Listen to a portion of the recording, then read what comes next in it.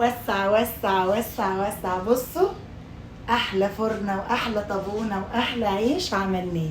اللهم صل وسلم وبارك على سيدنا محمد وعلى اله واصحابه اجمعين. مساء الفل، مساء الورد، صباح الفل، صباح الورد، على حسب ما يكون الميعاد عندكم. قبل اي حاجه تعالوا نصلي على الرسول عليه افضل الصلاه والسلام، ونحط اللايك والشير والسبسكرايب للقناه ونفعل زر الجرس عشان يوصل لكم كل جديد. هنعمل ايه النهارده بقى؟ طبعا نقلت سكن جديد، ضغط علشان اشتري عيش، مفيش جنبي محل عربي، لسه بنكتشف المنطقه كده فمش هنحتار. وزي ما قالوا البيت اللي فيه دقيق عمر حيله ما يضيق. تعالوا يلا بينا نشوف هنعمل ايه النهارده. لو انتوا بتحبوني اوعى تنسي اللايك. يلا بينا نعدل الكاميرا ونشتغل كده ونشوف هنعمل ايه النهارده. بصوا بقى، ده كده حوالي كيلو شويه كده من الدقيق. انا ما وزنتش بصراحه، ده كل اللي معايا. الدقيق معلقه كده حلوه خميره، ومعلقه كمان من الملح، ورشه كده بسيطه من السكر علشان الخميره طبعا تتفاعل. الخميره بتاعتي انا واثقه وضمناها، اما لو الخميره بتاعتك ما انتش واثقه فيها قوي او خايفه منها، قلبي السكر مع الخميره على كوبايه ميه وهتركنيهم على جنب حوالي 10 او 5 دقائق. لو فرت معاكي خلاص كده الخميره بتاعتك زي الفل، عشان ما تخسريش المواد بتاعتك والحاجه غاليه وكده. يبقى دقيق، خميره، ملح، سكر، ادي كل اللي معايا من المقادير اللي انا بستعملها. هقلب كل ده كده مع بعضه. تمام، معايا معلقه كده، دي يعني دي حوالي مثلا هنقول كيلو وربع من الدقيق زي ما انتوا شايفين كده. هنجيب بقى الميه بتاعتنا، ميه دافيه خالص زي دمعة العين كده من الحنفيه وخلاص، وهنبتدي ان احنا نعجن العجينه بتاعتنا. طبعا الميه على قد مقدار العجينه، انزلي واحده واحده كده تدريجيا علشان ما نبوظ الايه العجين بتاعنا، وما نعجنش كده المقادير واحده واحده. مفيش حاجه هتخسر معانا. اهم حاجه العجينه، لو انت اول مره بتعجني خلي العجينه بتاعتك تكون يابسه شويه، يعني ما تكونش طريه قوي قوي معاكي. هوريكي دلوقتي ما تكونش بتلزق قوي قوي، يعني تكون تلزقه خفيفه عشان تقدري ان انت تتحكمي في العجينه بتاعتك، ما تشربش منك دقيق وانت بتفرديها. ده اهم حاجه وكده. ولما تروحي تشتري كيلو دقيق شيلي منه كوبايه كده على جنب عشان تفردي بيها العجينه بعد كده. ابتدي بقى عجيني كده على الرخامه. طبعا الطبق كان مضايقني، ابتديت ان انا كده اعجن على الرخامه بالشكل ده كده. هركنها بقى كده على جنب واجيب استريتش راب علشان اغطيها. مش متوفر عندك الاستريتش راب، اي كيس عندك حطيه، وهتحطي عليه فوطه كده من فوق علشان تخمر معانا. هتقعد معانا العجينه تخمر من على حسب الجو، ساعه، ساعه وربع، ساعه الا ربع، على حسب الجو عندك. وهنركنها بقى وهنسيبها نتخمر. جبت بقى ملايه عندي كبيره، هحطها كده على الترابيزه او على الرخامه عندك علشان هنبتدي نحط عليها العيش. ولما نخلص الطبقه دي نغطي بملايه تانية زي ما انتم شايفين. يلا بينا، العجينه بتاعتنا خمرت وبقت زي الفل. شايفين الجمال؟ عجنش ولا لسه؟ يلا يا لوزه انت وهي قومي يلا عجن. تعالوا بقى كده ناخد العجينه بتاعتنا الحلوه الجميله. بصوا بصوا بصوا، نحطها بس بوكس كده، شايفين كده اهو، كده اهو، كده اهو، بس كده هي هتنزل لوحدها. وهنجيب بقى طبق الدقيق الحلو اللي زي السكر ده. تعالوا بقى بينا نشوف هنعمل ايه تاني.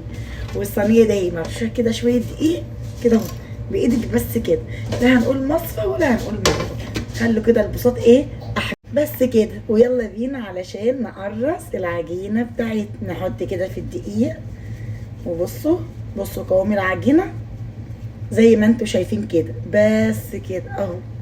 وهنقوم راكنينها على جنب على حسب حجم الرغيف.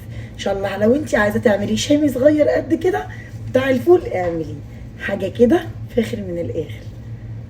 بس كده بصوا اهو يا ولاد، البيت اللي فيه دقيق عمر الحال بتاعه ما يضيق. بنص كيلو دقيق هتملوا الخير كله بركه. اه والله ما بكدب عليكم. حطيتي اللايك ولا لسه؟ 10 مرات سالتك السؤال ده وقلت لك حطيتي اللايك ولا لسه؟ نقطع بقى كل العجينه بتاعتنا دي وايه وكده يعني. ودعوه حلوه بقى من القلب، ادعوا لي كده ربنا يصلح حالنا وحالكم ويدينا ويديكم ويرضينا ويرضيكم، اللهم امين. ادعوا كده ربنا يعني يصلح حالنا دايما ويرزق كل بيت ويجعل كل البيوت مستوره وما يكسرش اي اب قدام وليده. دي الدعوه اللي والله دايما بدعيها. بقول يا رب ما تكسر اي اب قدام ولاده ابدا، يجعل كده بيوتكم دايما مستوره، مستوره ستر كده الدنيا والاخره، كلها رضا، كلها خير. الرضا ده يا ولاد حلو قوي. الرضا ده بصوا، ان الواحد يبقى راضي بعيشته سواء كانت حلوه او وحشه، والله العظيم ما بتضايقش غير لما ربنا بيفرجها من واسع. كل ما تضيقي كده كل ربنا ما بيفرجها من واسع. وخليكم عارفين كل واحد بياخد رزقه، صدقوني لو انا رزقي مال، انتوا رزقكم عيال، رزقكم صحه، ما انتوش عالمين. اهم حاجه ما حدش يبص في اللي في ايد غيره ويرضى باللي ربنا كاتبه له. طول ما انتوا راضيين اسالوني انا، والله والله والله ربنا مش عايزه اقول لكم مرضيته حلوه قوي قوي. ربنا لما بيطبطب على حد يعني الطبطبه بتاعته دي حلوه قوي قوي قوي قوي. عشان بقى الكلمتين دول وعشان دعيتلك انزلي تحت وادعي لي، ادعي لي كده، واتمنى تفرحيني بالدعوه بتاعتك. يلا بينا خلص كل العجين وارجع لكم تاني. وصل وصل وصل وصل، قطعنا العيش بتاعنا، شفتوا فرن فرن يعني فرن جوه البيت. الفوطه الحلوه بتاعتنا النضيفه الجميله دي، ونقوم مغطيين العجينه كده ونسيبها حوالي 10 دقايق عشان ما تغلبناش. كفايه ايه علينا اللي مغلبيننا، ما تغلبناش العجينه بتاعتنا. هنركنها 10 دقايق كده او ربع ساعه زي ما تحبي، على حسب ما تيجي تبططي كده العجينه بتاعتك تفرد معاكي بكل سهوله. يلا وهرجع لكم تاني. بعد العجينه كده ما سبتها ارتاحت معايا علشان ما تغلبنيش في الفرد، بجيبها بقى كده واكسر العجينه زي ما بنقول. شوفوا بقى انتوا بتقولوا ايه عندكم، بنكسر العجينه او نفردها تفريده كده بسيطه على ايدينا. هنرش دي بقى على الرخامه ونبتدي ندور بقى الرغيف بتاعنا.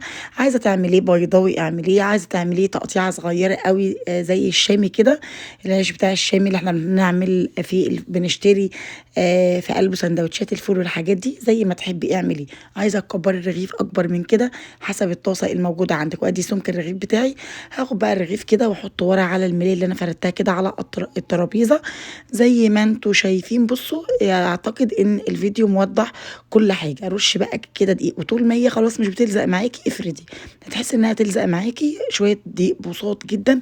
لو العجينه بقى بتلزق اكتر من كده وما قدرتيش تتحكمي فيها، الدقيق ده هيبرقع. الناس اللي بتقولك ايه بيبقى فيه دقيق كده في العجينه، هي بتبقى علشان كده. هنخلص كل العجينه بتاعتنا ونفردها. ولو انت حابه بعد ما تفردي الرغيف بالشكل ده كده، بصوا مؤمن كان عمال يقول لكم تعالوا كلوا عيش معانا، بس انا حبيت ان انا اسرع الفيديو عشان ما يبقاش اطول من كده. هبتدي بقى ان انا كده ادور الرغيف. لو انت عايزه تجيبي بقى سكينه وتقسميه كده نصين، كنا بنقول عليه شقه، يعني بنعمل العيش شقق كده. بصوا بالشكل ده كده بس، وهتشيليه بالشكل ده وهتركنيه برضو على جنب وبيستوي بيقب ويبقى زي الفل كده. كل الكميه بتاعتي معايا دول طبقتين زي ما انتم شايفين. بصوا ببقى اغطي بالطبقه دي وهحط الطبقه التانيه فوق، يعني كانت طبقه وكنت هفرد دي كمان كده على الوش بالشكل ده كده.